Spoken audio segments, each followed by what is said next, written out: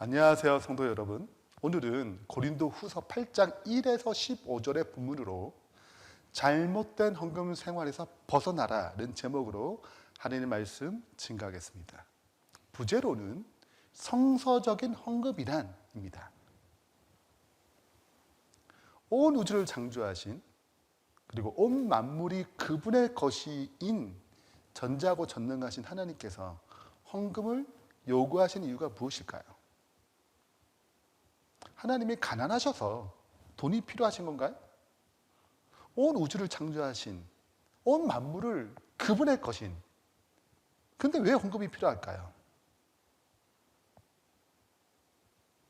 정성을 받아야 그 상응하는 복을 주시는 무한하신 하나님 아니고 한계 있는 유한하신 하나님인가요?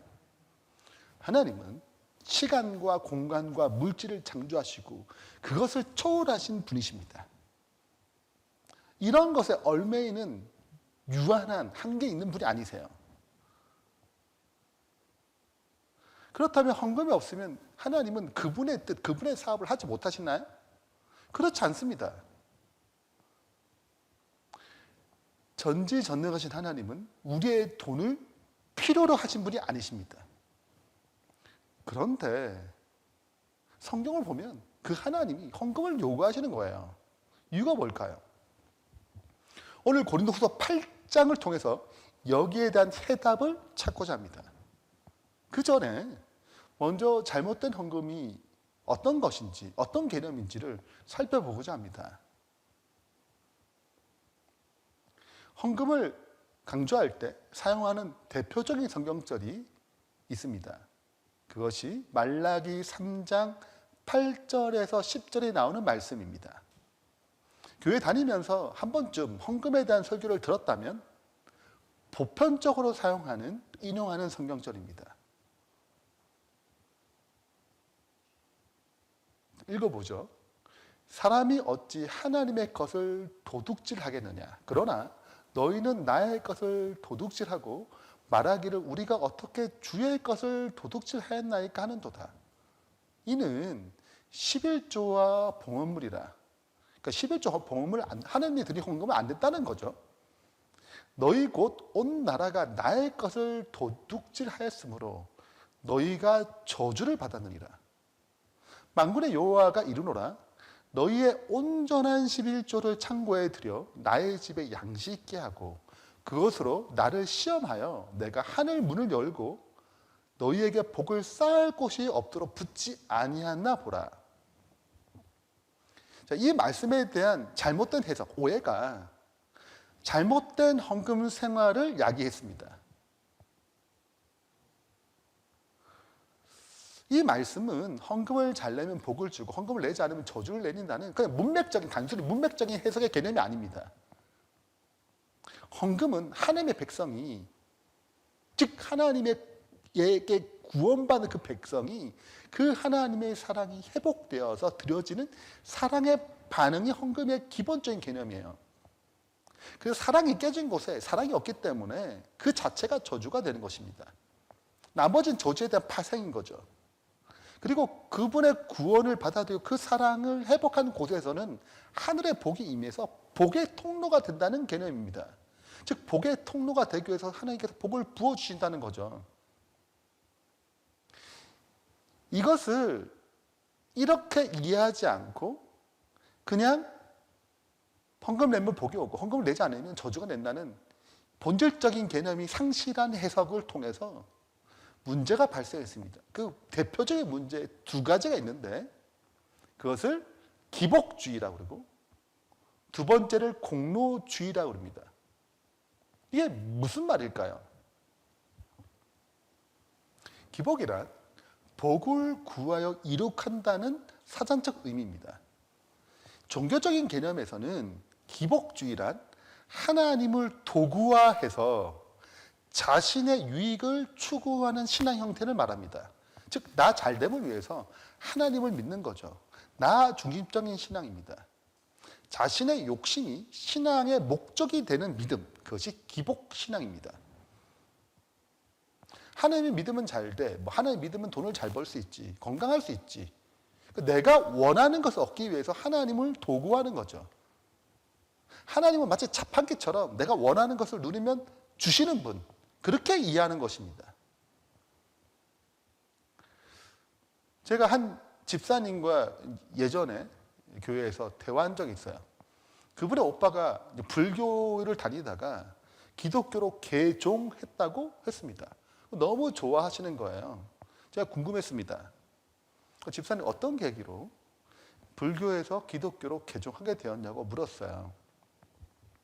그랬더니 오빠가 사업이 잘 안 돼서 참 고민이 많았는데 예수님을 믿으면 사업이 잘 된다고 라는 소리를 들어서 불교에서 기독교로 개종했다고 하는 것입니다. 여튼 또 계기가 되니까 잘 됐다 생각했는데 시간이 1년 정도 지나서 제가 또 그 집사님과 이런 얘기를 하게 됐어요. 요즘 오빠가 교회 잘 다니시느냐 물었더니 다시 불교로 갔다고 그래요. 그 이유는 예수를 믿으면 자신의 사업이 잘 될 것 같고 번창할 것 같았는데 잘 안 풀리는 거죠, 그 일이. 그래서 차라리 불교 믿을 때 좀 낫지 않았나 해서 다시 불교로 돌아갔다는 것입니다. 이런 신앙을 기복신앙이라고 말하는 것입니다. 자, 그렇다면 공로주의란 무엇일까요? 공로란 일을 마치거나 목적을 이룬 데 들인 노력과 수고를 말합니다. 그게 공로예요. 종교적 관점에서는 공로주의란 인간의 노력과 수고, 정성을 신에 바칠 때 거기에 합당한 복을 받는 것을 말합니다. 우리가 잘 아는 이야기 중에 심청전 이야기가 있죠. 심청이의 아버지가 눈이 보이지 않습니다. 그 아버지 신봉사가 눈을 뜨게 되려면 부처님께 공양미 300석을 드리면 된다는 것을 스님을 통해 알게 됐죠. 그 정도 정성을 들여야 부처님을 눈을 뜨게 해준다는 것입니다. 오늘날로 공양미 300석은 3억 정도 되는 큰 금액이에요. 가난한 심청이가 돈이 있겠어요? 없죠. 어떻게 그 아버지의 돈을 그 눈을 뜨게 하기 위해서 공양미 300석 그 3억을 구입할까 얻을까? 그 자신의 몸을 팝니다. 그리고 그 값을 얻게 되죠. 그리고 심청이는 인당수에 빠집니다. 그 인신제사라고 그러죠. 왜 인신제사를 드리나요? 바다 용왕님이 계시는데 용왕님이 인신제사를 처녀를 받으면 그 바다에서 일하는 어부와 상선들 있잖아요. 일이 잘 되도록 도와준다는 것입니다. 그 신에게 대가를 지불하고 그 대가에 합당한 복을 받는 것. 이것이 공로주의예요. 이 공로주의 사상은 기독교를 제외한 다른 종교에 거의 판만하게 있는 신앙관입니다. 절에 가면 연등을 답니다. 돈을 주고 달죠.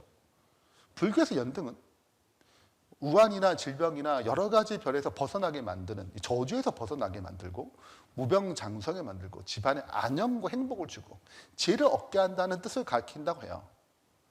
그래서 연등을 다하는 기간에 따라서 돈의 액수 달라집니다. 기간이 길수록 돈이 비싸지죠. 또는 불교에서 스님이 기도를 해줍니다. 1개월 기도, 100일 기도, 1000일 기도 이렇게 기도 있어요. 그 기도의 기간에 따라서 받는 금액도 다릅니다. 10만 원, 27만 원, 90만 원, 100만 원 이게 받아요. 자, 기본 원리는 정성을 들이면 기도 오래 하고 돈을 받고 이렇게 하게 되면 신이 그 보답으로 무엇을 해주는 것입니다. 이것이 공로주의 사상이고 이것이 이방 다른 종교의 이런 사상이 기독교 안으로 들어왔다는 것이 문제예요. 시사저널에서 교회가 돈의 지배를 받다는 내용을 다루었습니다. 목사가 축복과 재앙, 당근과 채찍을 삼아가지고 성도를 막 협박하고 회유하고 겁박하는 것입니다. 그 돈을 내라는 거죠. 헌금을 내라는 거예요. 그 교회의 재정을 불리는 것입니다. 그래서 많은 기독교회들이 부흥회를 만들어서 그 부흥회 기간 동안에 어떤 시점에 노골적으로 헌금을 내도록 강요합니다. 요구해요. 물론 교회마다 차이가 있겠지만 그 과정을 통해서 사람들의 마음이 기복신앙으로 공로주의 사랑으로 만드는 것입니다. 또는 직분을 얻기 위해서 장로는 1억, 안수 집사는 2천만 원, 서리 집사는 400만 원, 이런 식으로 교회마다 규모마다 좀 차이가 있겠지만 헌금을 요구해요. 직분을, 돈을 주고 얻는 형태가 되어버린 것입니다.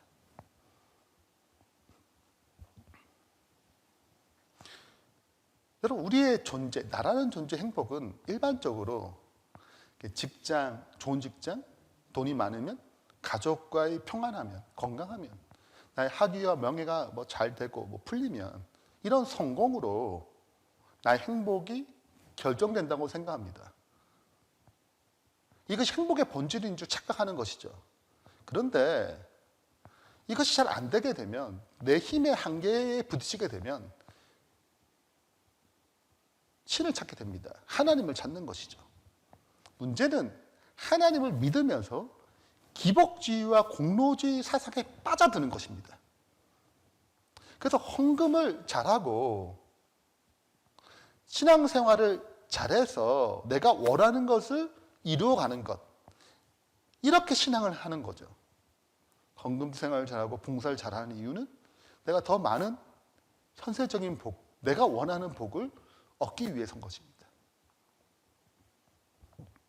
그러면 이러한 신앙의 유형, 형태는 결국 나 잘됨을 성취하기 위해서 하나님은 도구로 사용하는 것이죠. 신앙은 도구일 뿐입니다. 이것이 성경에서 피하고 조심해야 할 기복적이고 공로적인 신앙관입니다. 이게 예수님 당시 때도 과거의 구약 유대 사상에서도 편만하게 일어났던 신앙의 형틀인 것입니다. 믿음과 행함이라는 책 21페이지에 부자가 돈과 재물을 가지고 있으면서 그것들을 주님께 바친다면 그가 하나님의 은총을 받을 공로를 이루었다는 생각을 가지고 있는 것은 잘못된 것이다. 그러한 생각으로 하나님께 헌물 드리는 것은 헌금을 헛되게 만드는 것이다. 하나님께서 그들의 헌금 때문에 특별한 호의로서 그들을 돌봐줘야 할 책임을 지신다는 공로주의적인 신앙이 교회의 문제가 되고 있다. 이것이 기독교에 편만하게 자리 잡고 있는 것입니다. 그렇다면 돈이 필요하지 않으신 하나님께서 헌금을 요구한 이유가 뭘까요? 오늘 설교 본문인 고린도후서 8장을 통해서 그 이유를 찾아보겠습니다. 고린도후서 8장 9장은 사도 바울이 예루살렘 교회가 기근으로 너무 힘들어하기 때문에 각 교회에게 구제 헌금을 부탁하는 내용이에요. 특별히 고린도 교회에게 보내는 내용이죠. 그리고 고린도 교회에서 마게도니아 교회도 힘들고 어려운 형편에 있었지만 풍성한 연보, 헌금을 드렸다고 얘기합니다. 8장 1절입니다. 형제들아, 고린도 교회 교인들을 얘기하죠. 하나님께서 마게도냐 교회들에게 주신 은혜를 우리가 너에게 알리노니 환난의 많은 시련 가운데 그들이 넘치는 기쁨과 극심한 가난이 그들의 풍성한 연보를 넘치도록 하게 하였느니라. 힘들고 어려웠어요, 마게도냐 교회도. 그런데 넘치도록 가난하지만 어려웠지만 그 예루살렘 교회의 어려움을 보고 풍성한 연보를 드렸다는 것입니다. 여기서 연보란 한자로 버릴 연, 도울 봅니다. 풀이하자면 타인을 위해서 자신을 희생하여 도와주는 돈을 말하는 것입니다. 오늘날 언어로 바꾸자면 구제 헌금인 거죠.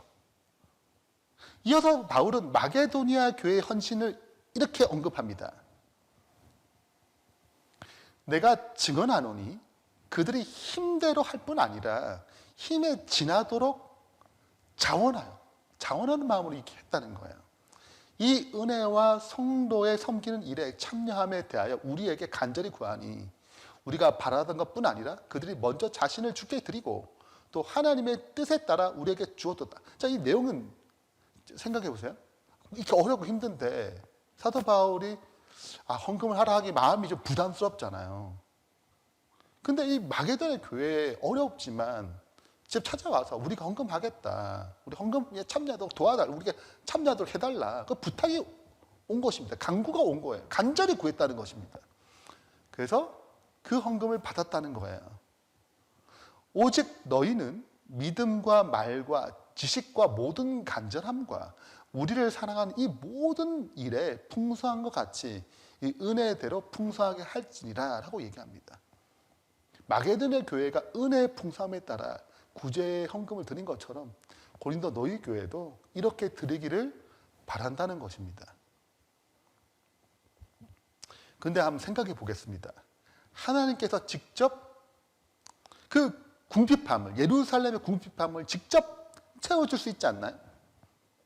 기근을 멈추게 하거나 과거 출애굽 때처럼 광야에서 하늘에 만나를 내리게 하거나 반석에서 물을 내듯이 직접 하나님의 권능을 보여주면 되지 않겠냐 이거예요. 아니면 하나님 믿는 이거 예루살렘 교인들에게 집마다 금덩어리 하나씩 떨어뜨리면 주면 내리게 하면 얼마나 쉽게 그 궁핍함을 채워줄 수 있어요. 하나님께 채워주시는구나. 그런데 하나님은 그 방법 쓰지 않은 것입니다. 성도들의 헌금을 통하여 구제하도록 하시는 거예요.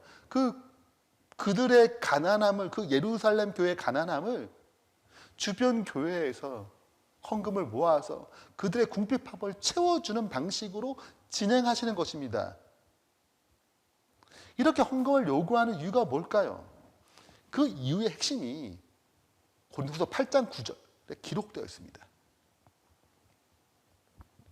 내가 명령으로 하는 말이 아니요 강제하지 않는다는 거예요. 오직 다른 이들의 간절함을 가지고 너희의 사랑의 진실함을 증명하고자 함이로다.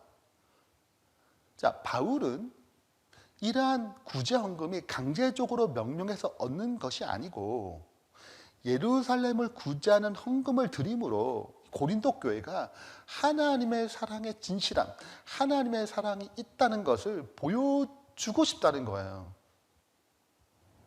고린도 교회 하나님의 사랑이 가득해서 너희들에게, 이 예루살렘 교회에게 이렇게 드리는 거야. 이렇게 증명하고 싶다는 것입니다. 그런데 이러한 하나님의 사랑 어떻게 생겼을까요? 우리가 범죄함으로 말미암아 죄인에게는 본질적으로 사랑이 깨졌습니다. 무화적인 하나님의 사랑, 아가페적인 사랑이 사라졌어요. 우리는 죄된 욕망, 이기적인 사랑을 가지고 있습니다. 자기 중심적인 사랑을 가지고 있어요. 죄로 말미암아 참된 사랑이 깨졌는데 어떻게 다시 사랑을 증명할 수 있다고 얘기하는 거예요. 이 말의 전제가 무엇입니까? 바로 예수 그리스도의 십자가의 구원의 은혜를 말하는 것입니다. 그래서 9절에 이어서 우리 주 예수 그리스도의 은혜를 너희가 알거니와 부요하신 이로써 너희를 위하여 가난하게 되심은 그의 가난함을 말미암아 너희를 부요하게 하려 하심이라. 여기 가난과 부유가 나오는데 이건 돈의 문제가 아니에요. 단순히 돈이 많다 적다 이런 것이 아닙니다. 예수님께서는 부유하신 분이에요. 왜 부유하세요? 온 우주를 창조하신 분이고 모든 것이 그분의 것입니다. 하늘 보좌에 계신 모든 걸 다스린 그분께서 그것을 버리시고 이 땅에 죄인의 모습으로 오셨어요. 우리를 구원하기 위해서 모든 것을 버리셨습니다. 그 전능하신 하나님이 한 아기로 태어나셨어요. 인간의 연약한 육신을 입으셨습니다. 그리고 목수의 일을 배우셨어요. 배고픔을 배우시고 헐벗음을 배우시고 아픔을 배우셨습니다. 경험하셨어요. 그리고 십자가에서 우리를 대신하여 죄가 되셨습니다. 그리고 죄의 싹신 사망을 당하심으로 그분은 모든 것을 상실한 절대적 가난이 되셨어요. 왜냐하면 이 절대적인 가난한 우리 아무것도 영적인 게 없는 죽을 수밖에 없는 이 우리에게 하늘의 부유, 천국을 주시기 위해서입니다. 그분을 가난하게 되셨기 때문에 우리를 부유하게 만드셨어요. 이것이 십자가의 구원의 비밀인 것입니다. 도표로 좀 정리해 보겠습니다. 사랑과 생명의 근원이신 하나님께서 그 사랑으로 이 땅에 생명을 부여하셨습니다. 그 시작점이 아담이죠. 하나님께 아담 안에 모든 인류를 넣으셨습니다. 근데 문제는 이 아담이 죄를 범함으로 하나님과 사랑의 관계가 끊어졌어요. 생명의 관계가 끊어졌습니다. 그게 파괴됐어요. 그러니까 생명이 끊어지니까 마치 잘 돌아가는 선풍기가 전기가 나가면 천천히 꺼지듯이 죽었듯이 인류도 그 결과 죄의 사실 사망이 들어왔습니다.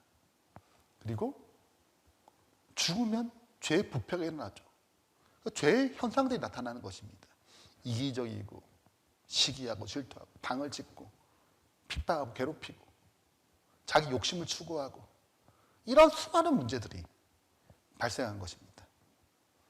그래서 이 문제를 해결하기 위해 둘째 아담이신 예수님을 보내셨어요. 그분도 혼자 보낸 게 아니고 온 인류를 그분 안에 넣으셨습니다. 그래서 두 번째 아담이 된 것이죠. 그리고 예수님의 십자가로 의를 이루시고 사랑과 생명을 회복시켰습니다. 다시 관계가 이어졌죠. 그래서 인류에게는 다시 소망이 생겼습니다. 생명이 주어졌고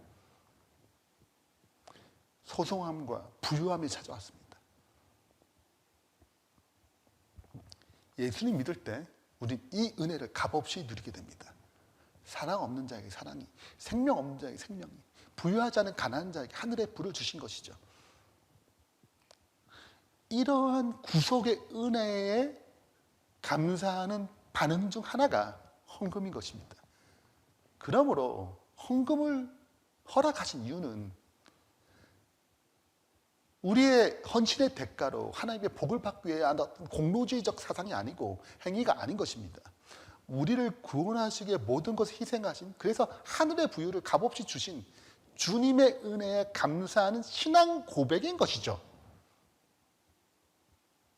헌금을 드릴 때 여러분 어떤 생각으로 헌금을 드리시나요? 한번 여러분 삶에 적용해 보세요. 어쩌면 아무 생각 없이 다들 내니까. 기복주의나 공로주의 관점으로 낼 수도 있습니다. 우리가 회복해야 할 헌금의 정신은 나를 구원하시고 나를 돌보시고 이끄시는 그분의 값없는 무한하신 은혜에 감사하는 신앙 고백이 되어야 합니다. 이러한 고백이, 이러한 헌금의 개념이 회복되기를 축원합니다. 십자가를 통한 구원의 은혜를 받아들이게 되면 사랑이 회복됩니다. 사랑 없는 마음에 하나님의 사랑이 성령님을 통해 부어지게 돼요. 로마서 5장 5절은 구원받은 자에게 주어지는 성령으로 말미암아 주어지는 사랑을 얘기합니다. 우리에게 주신 성령으로 말미암아 하나님의 사랑이 우리 마음에 부음바 됨이니 우리 예수 영접하게 되면 그리스도의 영이 성령님이 우리 안에 거하십니다. 그 거하실 때 뭘 회복되냐면 하나님의 사랑이 부어져요. 그래서 하나님이 사랑하지 않는 마음 하나님의 사랑하게 되고 이웃에게 구원하고자 하는 마음이 생기고 그들에게 사랑을 베풀고자 하는 마음이 충동이 생기는 것입니다. 자기 중심적인 우리에게 하나님의 이타적인 사랑이 들어오는 것이죠. 그래서 우리 마음에 사랑이 회복되는 것입니다. 이기적인 욕망이 찾아올 때가 있어요. 이건 깨트려야 돼요.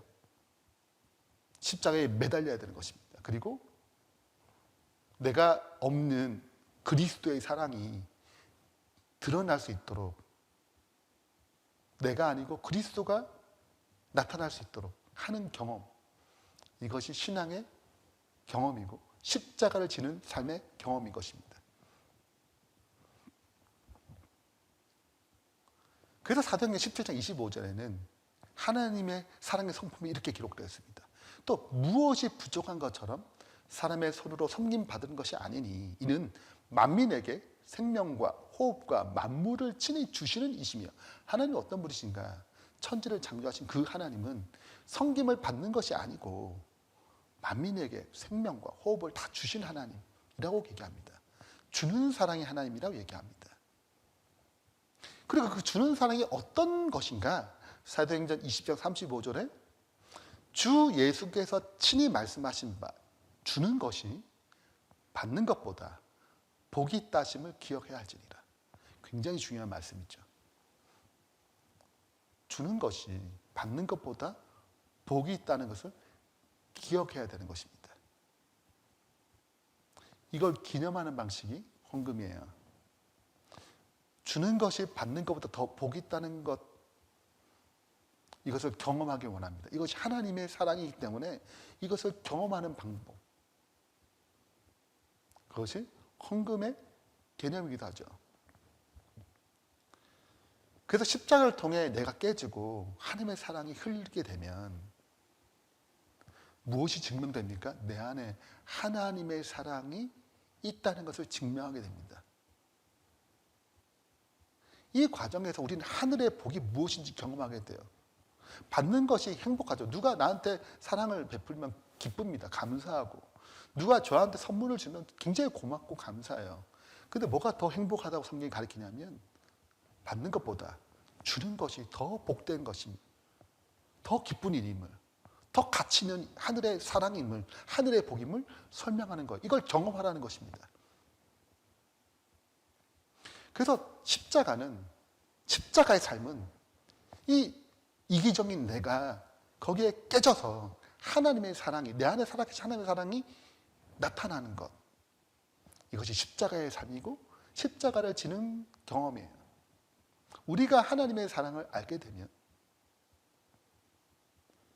이제는 주기 위해 받게 되는 삶으로 전환됩니다. 나에게 주신 나에게 주신 어떤 더 많은 것, 이것은 나만의 것이 아니고 복의 통로로서 나눠주기 위한 통로로서 주심을 기억해야 되는 것입니다. 이것이 하늘의 기쁨의 삶이고 하늘의 사랑의 삶이고 하나님의 나라의 역사예요. 그래서 헌금의 두 번째 이유는 주는 사랑이 더 복됨을 알게 하기 위해서 헌금하라고 하시는 것입니다. 하나님께서는 우리에게 모든 것을 내어주실 때 기쁘세요. 그리고 우리에게 얘기하는 것입니다. 이 사랑을 받을 때, 이 복을 받을 때 기쁘지만 더 큰 복은 내가 너에게 모든 걸 내어주는 것처럼 너희도 나눠줄 때 더 행복하다는 거죠. 사랑받을 때 행복하지만 하나님을 사랑하고 이웃을 사랑할 때 더 행복하다는 것입니다. 이것이 성경이 말하는 온 율법의 정신인 것입니다. 이것을 경험하는 것, 이것이 신앙의 삶이에요. 이러한 사랑을 경험하고 표현하는 방식 중 하나가 헌금인 것입니다. 여러분, 비가 내리면 그 비가 땅에 적십니다. 그리고 이 물이 공급됨으로 땅에 있는 모든 생명체가 복이 됩니다. 그런데 이렇게 내린 비는 대지를 적시는 것을 끝나지 아니하고 강물이 되고 바다에 이르고 다시 수증기가 되어서 하늘로 올라갑니다. 이렇게 올라간 수증기는 다시 모여서 구름이 되어 다시 비로 내려지죠. 이렇게 천년계는 생명을 위해 순환하는 것입니다. 하나님의 사랑도 동일한 원리로 순환합니다. 사랑의 근원이신 하나님으로부터 시작된 사랑은 우리에게, 나에게 주어집니다. 이 부족한 우리에게 하나님의 사랑이 채워지면 우리가 이 사랑을 이웃에게 나누어 주는 거죠. 사랑의 통로, 복의 통로가 되는 것입니다. 주는 것이 받는 것보다 더 복 있다는 사랑을 경험하는 것이죠. 하나님의 사랑을 경험하는 것입니다. 이렇게 사랑의 대순환이 일어나도록 창조하신 분이 하나님이세요. 죄가 들어오기 전에는 이 사랑의 대순환이 온 우주적으로, 온 지구상에, 온 인류 가운데 이어져야 했습니다. 그러나 죄가 들어왔기 때문에 사랑의 순환이 깨졌어요. 십자가는 이 사랑의 순환을 다시 회복시키는 것입니다. 우리가 하나님께 사랑받는 것은 주기 위해 받는 것이죠. 이러한 과정에 대해서 고린도 교회에게 이렇게 사도 바울은 설명합니다. 8장 14절입니다. 이제 너희의 넉넉한 것으로 그들의 부족함을 보충한 후에 너희의 고린도 교회 너희의 넉넉한 것으로 예루살렘 교회 부족한 것을 보충한 후에, 그러면 예루살렘 교회의 넉넉한 것으로 너희의 부족함을 보충해서 서로 균등하게 만드는 역사가 있다는 것입니다.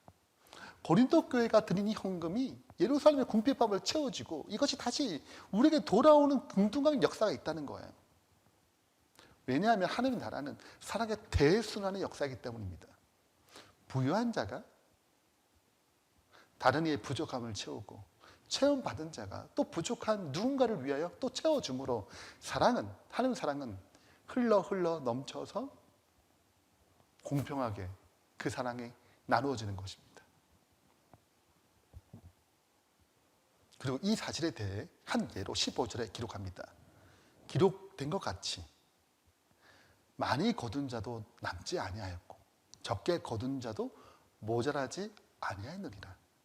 자, 이 말씀은 만나를 거둘 때 기록된 말씀이에요. 만나를 많이 거둔 사람도 있고 적게 거둔 사람이 있어요. 근데 어떻게 부정 없이 균등하게 모자라지 않는 이유가 뭐예요? 많이 거둔 사람은 또 거두지 못한 사람이 나눠줄 수 있어요. 그래서 서로가 부족함을 채워줌으로 나눔의 결과로, 사랑이 나눔의 결과로 모자란 일이 없이 균등하게 됐다는 것입니다. 이러한 과정을 통해 하나님께서는 이기적인 사랑을 깨뜨리고 하나님의 주는 사랑이 무엇인지 경험시키는 것입니다. 헌금은 바로 사랑의 대순환을 이루고자 하는 하나님의 계획이에요. 그래서 그분은 이 헌금을 통해서 일하시는 것입니다. 결론을 맺겠습니다. 고린도후서 8장을 통해서 구제 헌금의 기별을 전했습니다. 그리고 교회 안에 잘못된 헌금에 대해서 무엇인지 이 시간 살펴봤습니다.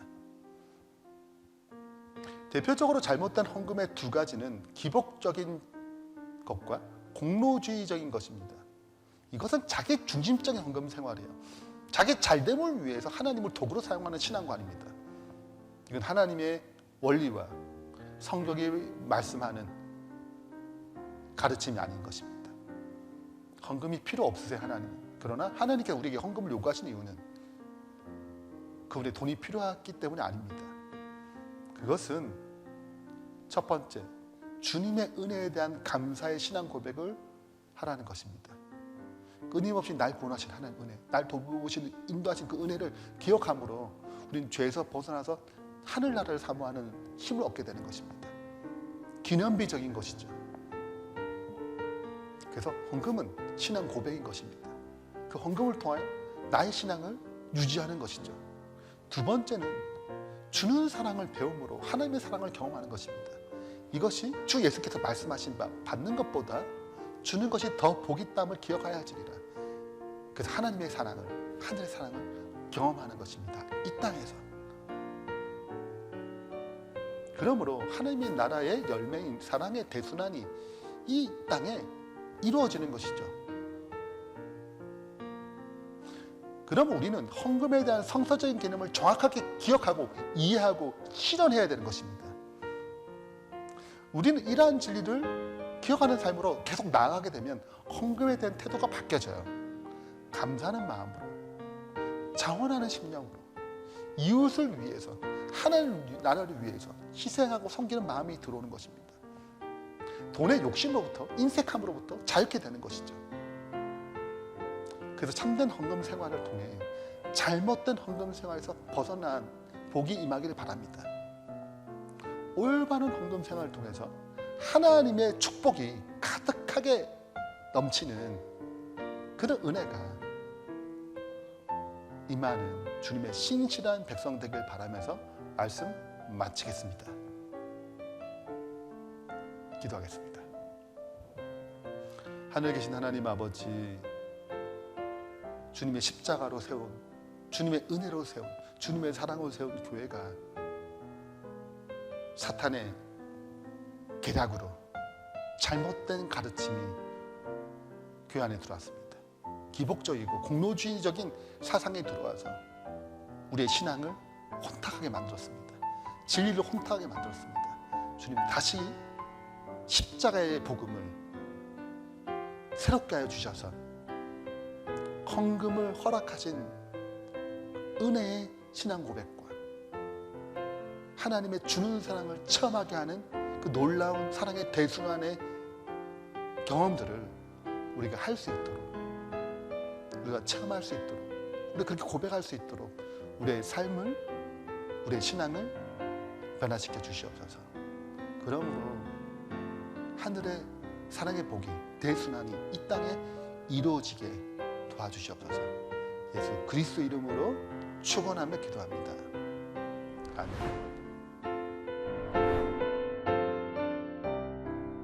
열린 온라인 교회에 헌금을 드리시거나 온라인 교회 사역을 후원하기 원하시는 분들은 헌금 안내를 참조하셔서 은행 계좌로 송금하시면 됩니다. 미주에 계신 분들은 어드벤티스트 기빙 웹사이트를 이용해서 헌금을 보내주시면 됩니다. 자세한 헌금 안내는 열린 온라인 교회 홈페이지를 참조하시거나 유튜브 영상 밑에 있는 자세한 설명을 참조하시면 됩니다. 예배에 참석해 주신 여러분께 진심으로 감사드립니다.